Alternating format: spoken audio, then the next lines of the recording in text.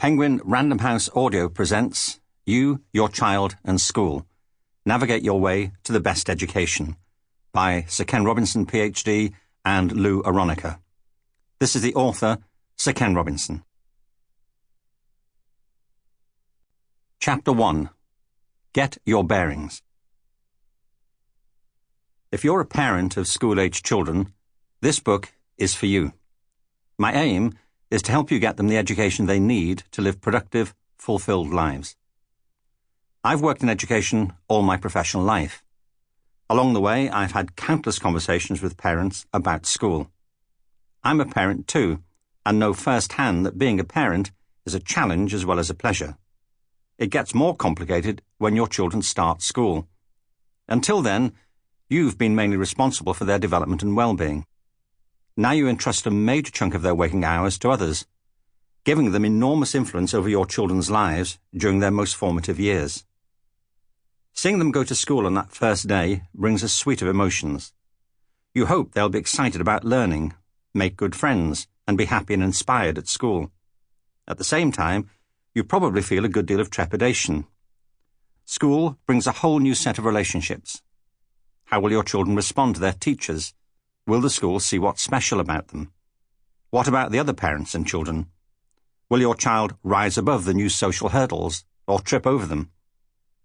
As your child heads into school for that first day, it's no wonder you feel a catch in your throat. You think things will never be the same. You're right. Emma Robinson, no relation, is a teacher in England. She's also a parent and knows how it feels to leave your child at school on that very first day. She wrote a poem called Dear Teacher, which has since been shared by thousands of other parents. Here's an extract. I know you're rather busy. First day back, there's just no time. A whole new class of little ones. And this one here is mine. I'm sure you have things covered and have done this lots before, but my boy is very little. He hasn't long turned 4. In his uniform this morning, he looked so tall and steady. But now, beside your great big school, I'm not quite sure he's ready. It seems like just a blink ago, I first held him in my arms. It's been my job to love, to teach, to keep him safe from harm. I know as I give him one more kiss and watch him walk away, that he'll never again be wholly mine, as he was before today. Parents have always worried about handing their children over, but these days they have even more on their minds about school. Many are exasperated about what's happening in education. They worry that there's far too much testing and stress at school. They feel that the curriculum has become too narrow because of cuts in important programs in the arts, sports, and outdoor activities. They're concerned that their children are not treated as individuals, and that schools are failing to cultivate their curiosity, creativity, and personal talents. They're anxious about how many young people are being diagnosed with learning problems and being medicated to keep them focused. They worry about potential bullying and harassment. If they have children in high school, they worry about the rising costs of college and whether their children will be able to find a job whether they go to college or not. More than that, they often feel powerless as parents to do anything about it. Anger and anxiety. Recently, I asked people on Twitter and Facebook about their biggest concerns in educating their children. In less than an hour, hundreds of people from all over the world had posted responses. Beck, a young mother in the United States, spoke for many when she said that children's strengths are not valued and their weaknesses are magnified. Their grades are more important than their sense of self. Kimmy, another mum, asked, will my children discover their true potential and be guided to a career that they love and are passionate about? Conchita wrote, I have all sorts of worries about my 2 daughters. I feel the current system will not let them shine, and my 10-year-old may not get what she needs to overcome her learning difficulties and anxiety. John is worried that children are gradually being taught to not enjoy learning, that it's somehow an arduous rite of passage we're all forced to go through with no solid reasoning.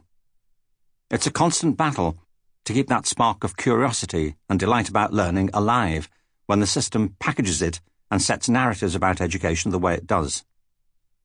Karen said, education is broken. There's too much pressure, too many tests, too many demands, too much assembly line? How can we reboot? How can we prepare our kids for a radically different life from the one the current system prepares them for? Carol was concerned that the one-size-fits-all approach, orchestrated by individuals that have no business dictating educational policy, is producing students who have no ability to think for themselves and an absolute fear of failure. Another mother's top concern was whether schools are teaching kids to be creative problem solvers. Testing doesn't teach kids to be versatile thinkers. Tracy points to a deep worry for many parents. I'm most concerned with the fact that policymakers seem to have little regard for parent voices. The culture around parent voices is dismissive at best, and those who make decisions about kids haven't a clue what actually goes on in classrooms. These are all legitimate anxieties, and if you share them, you're right to be worried. Education is sometimes thought of as a preparation for what happens when your child leaves school, getting a good job or going on to higher education. There's a sense in which that's true. But childhood is not a rehearsal. Your children are living their lives now, with their own feelings, thoughts, and relationships. Education has to engage with them in the here and now, just as you do as a parent. Who your children become and what they go on to do in the future has everything to do with the experiences they have in the present. If your children have a narrow education, they may not discover the talents and interests that could enrich their lives in the present and inspire their futures beyond school. How can this book help? So, how can this book help you? I hope it will be useful in 3 ways. The first is by looking at the sort of education your children need these days and how it relates to your roles as a parent. Parents often think their children need the same sort of education they had themselves. It depends on what sort of education they did have, but in general, that's probably not true. The world is changing so quickly now that education has to change too. The second is by looking at the challenges you face in helping them get that education. Some of those challenges have to do with public policies for education, and some, more generally, with the times we live in. The third is by looking at your options and power as a parent to overcome these challenges. Let me enter some caveats right away. To begin with, this is not a manual on how to be a good parent. I wouldn't have the nerve. I'm sure this comes as a relief, because seemingly everyone else does. From Dr. Spock to the Tiger Mums, you already face a fire hose of advice on how to raise your children. Apart from the unsought advice of friends, relatives, and probably your children too, about how to be a better parent, there are more than 4 million mum blogs on the internet, and the online bookstores list more than 150,000 books in their parenting categories. I don't want to add to the clamour.